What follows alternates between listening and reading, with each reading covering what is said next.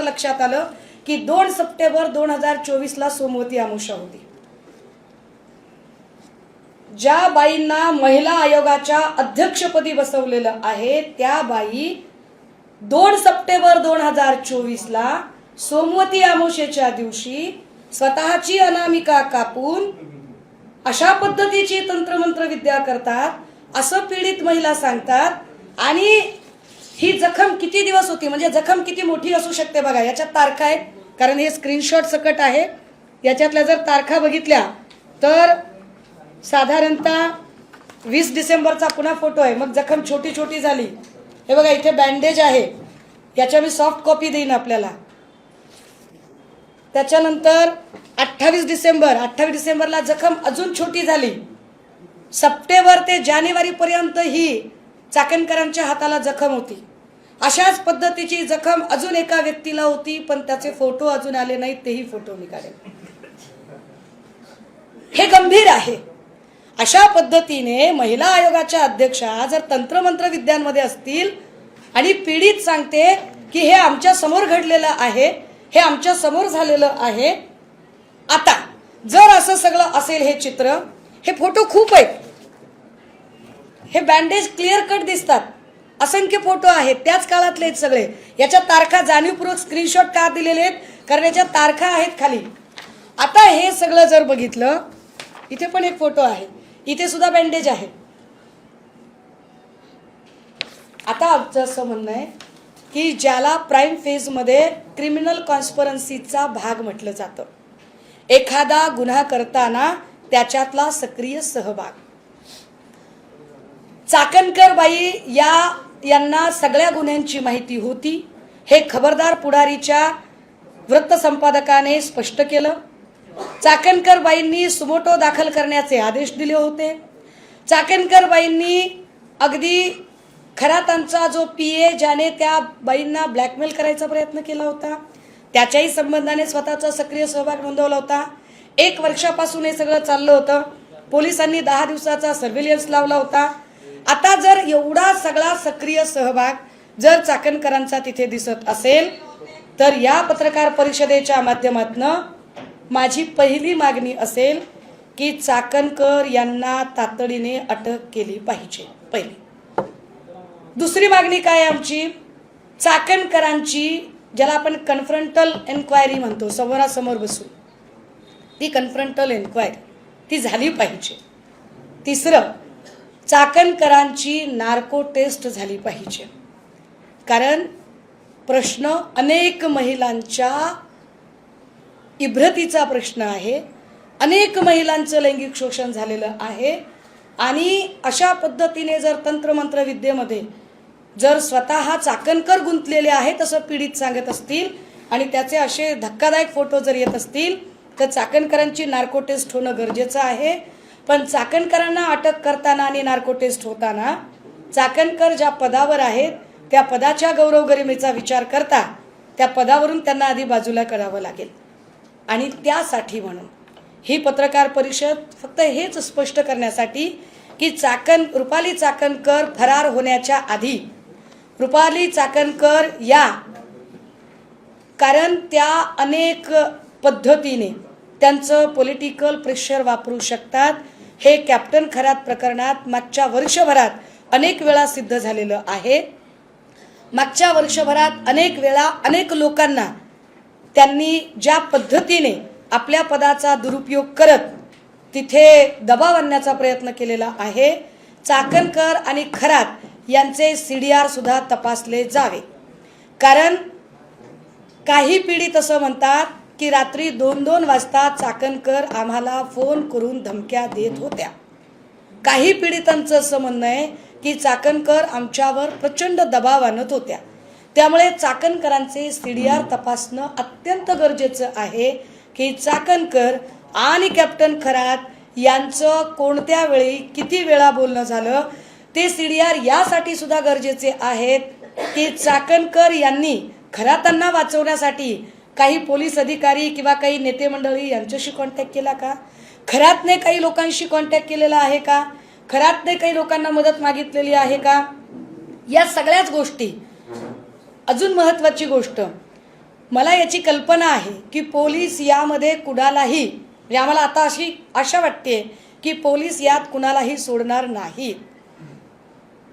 पण पोलिसांनी इतकीच अजून एक महत्त्वाची जबाबदारी येते, ती आर्थिक गुन्हे शाखेची. ईडी या एरवी इकडे तिकडे फार छापेमारी करत असते, पण ईडीने आता कॅप्टन खरात आणि रुपाली चाकणकर या दोघांच्याही संपत्तीचे स्रोत तपासले पाहिजेत. महिला आयोगाच्या अध्यक्ष म्हणून असा किती मानधन असतं आणि त्यामध्ये किती प्रॉपर्टी घेता येते आणि ही प्रॉपर्टी कशी जमा झाली, या प्रॉपर्टीचे सुद्धा सगळे स्रोत आता तपासले गेले पाहिजेत. त्यामुळे नार्को टेस्ट, अटक, संपत्तीचे स्रोत तपासणं आणि आर्थिक गुन्हे शाखेकडून कॅप्टन खरातच्या संपत्ती जी फक्त पाथर्डी आणि अहिल्यानगरमध्येच नाही तर त्याची प्रॉपर्टी ही देश विदेशात सुद्धा असल्याचे कळते. या सगळ्या देश विदेशातल्या सगळ्या प्रॉपर्टीज या सगळ्यांवर तात्काळ आणली पाहिजे. यासाठी म्हणून आम्हाला आपल्या सगळ्यांच्या सोबत बोलणं गरजेचं वाटलं. याच्यातले काही जे संपत्तीचे तपशील आहेत ते तपशील अजून माझ्यापर्यंत आज पोचलेले नाहीत, त्यामुळे ते तपशील मी आज आपल्याला सांगू शकत नाही. पण 2 दिवसांनी मी ते सगळेच्या सगळे संपत्तीचे तपशील सुद्धा आपल्या समोर घेऊन येईल. मात्र आत्ता आमची तातडीची मागणी असेल की रुपाली चाकणकरांना तात्काळ पोलिसांनी ताब्यात घ्यावे. पहिला प्रश्न, हे जे तुम्ही पीडित 2 गोष्टी असतात. एक, फोटो कुणाचेही कुणासोबत असू शकतात, नुसत्या फोटोवरून आपण सुतावरून स्वर्ग गाठू का. परंतु चाकणकरांचे फोटो ज्या पद्धतीचे आहेत की माझ्या सोबत एखाद्याने फोटो काढला तर माझ्यासोबत फोटो काढणारा व्यक्ती मला माहीत नसतो की तो कोण आहे, तो तडीपार आहे, तो गुन्हेगार आहे, तो खंडणीखोर आहे. पण जर त्या गुन्हेगाराच्या डोक्यावर जर मी छत्री धरत असेल, पुरुषासाठी सगळ्यात सन्मानाची गोष्ट काय तर त्याच्या डोक्यावरचा फेटा, आणि बाईसाठी सगळ्यात सन्मानाची गोष्ट काय तर तिचा पदर. जर पदराने एखाद्याचे पाय पुसतानाचा फोटो असेल तर मात्र तो योगायोग असू शकत नाही. म्हणजे कदाचित भरणे मामांना ही गोष्ट माहीत नसेल. भरणे मामा बिचारे खूपच इनोसंटली काल बोलून गेले असतील, मी समजू शकते. त्यांना कदाचित कल्पना नसेल की कशा पद्धतीने ती इन्व्हॉल्वमेंट त्या सगळ्यांमध्ये. हां, बोला बोला. नाही, चाकणकर बोलत नाहीये की चाकणकर फरार झाल्यात, हे एकदा चेक करावं लागेल. चाकणकर आहेत का महाराष्ट्रात की चाकणकर फरार झाल्यात? त्या फरार झाल्या असतील तर अजून गंभीर आहे, कारण चाकणकर या प्रकरणात 100% अडकू शकतात असं अनेक जाणकारांचं म्हणणं आहे. आणि मी तर त्या ज्या काही गोष्टी आता समोर आणत आहे हे अजून गंभीर आहे. आता चाकणकरांच्या संबंधाने काय आपण विचारत होता?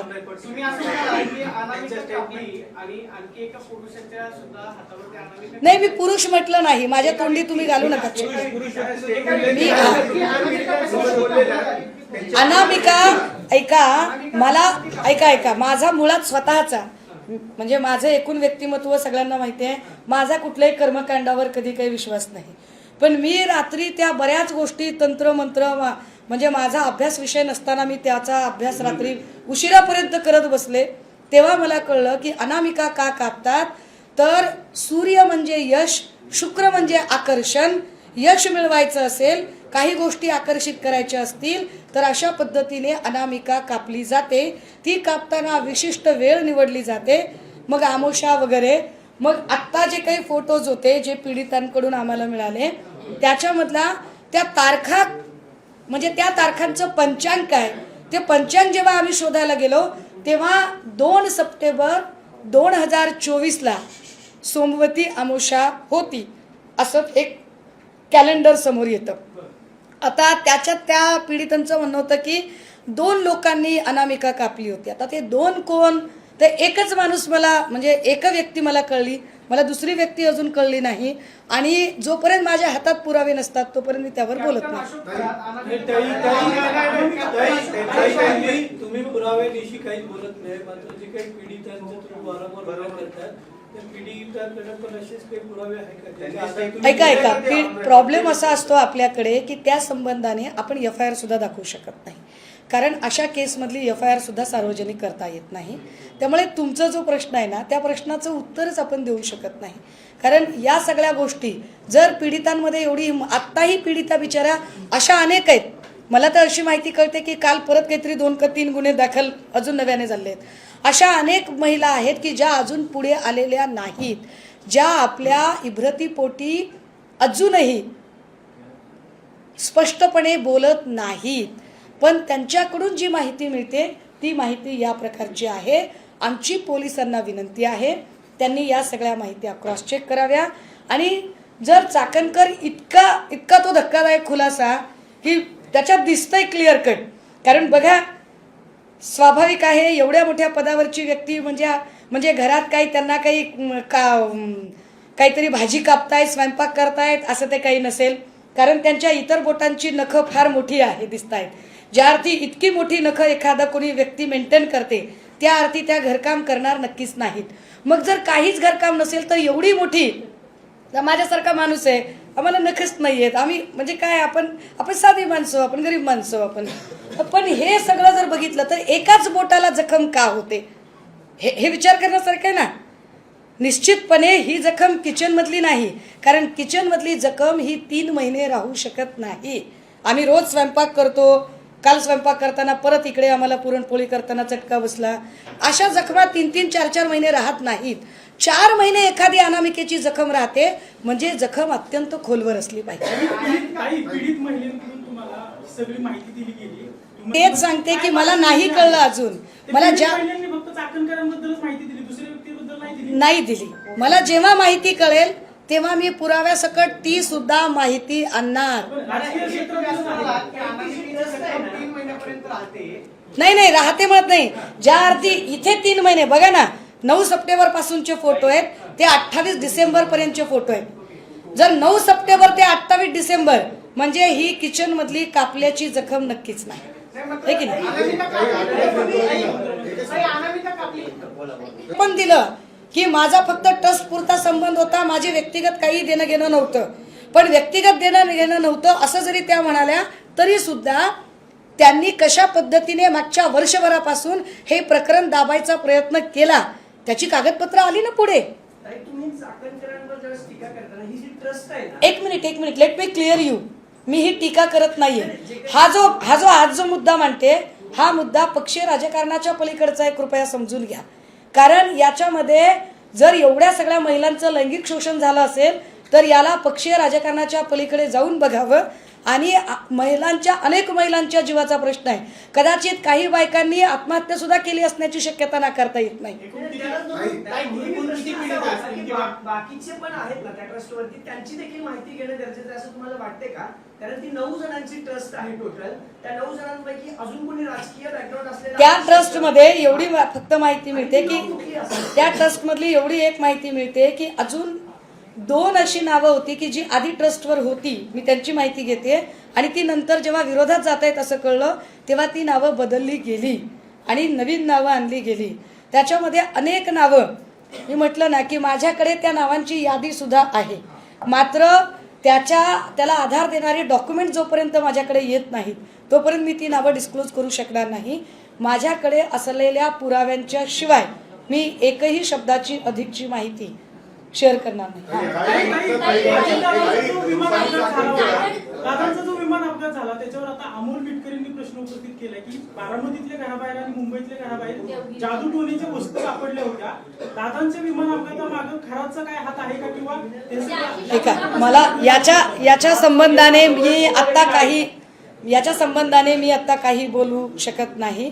मुळात असं तंत्रमंत्राने काही बिघडू शकतं किंवा घडू शकतं यावर माझा स्वतःचा अजिबात विश्वास नाही. पहिली गोष्ट.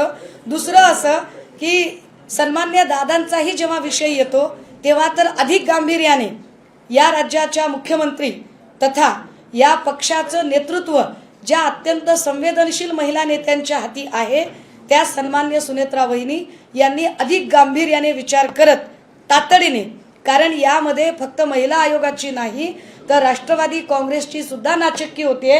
कारण यातले अनेक फोटो त्या फोटोमध्ये मागे राष्ट्रवादी काँग्रेसचं निवडणूक चिन्ह सुद्धा दिसतं.